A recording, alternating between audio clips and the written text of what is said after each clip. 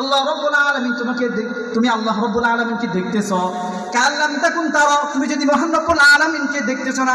আমরা যখন নামাজে দাঁড়িয়ে যাই এইভাবে নিয়ত করবো যে আমি আল্লাহকে দেখতেছি। যদি না দেখি, কাল্লাম তাকুন তারা, যদি না দেখি, ফাইন্নাহু ইয়ারা, মহান রব্বুল আলামিন আমাকে দেখতেছে কিনা। আমরা যখন নামাজে দাঁড়াই মহান রব্বুল আলামিন আমাদেরকে দেখে, অবশ্যই দেখে। তো ওই যুবক 4 নম্বর প্রশ্ন করছে, মাতাসাতু ইয়া রাসূলুল্লাহ, হে আল্লাহর রাসূল, কিয়ামত কখন হবে? কিয়ামত কখন হবে? রাসূল সাল্লাল্লাহু আলাইহি ওয়াসাল্লাম ওই যুবকের উত্তরে বললেন, মাল মাসআলু আনহা আ'লামু মিনাস সাইল, প্রশ্নকারী তুমি আমাকে প্রশ্ন করছো কিয়ামত কখন হবে। কিয়ামত কখন হবে আমিও জানি না, তুমিও জানো না, একমাত্র কে জানে? মহান রব্বুল আলামিন। কে জানে? মহান রব্বুল আলামিন।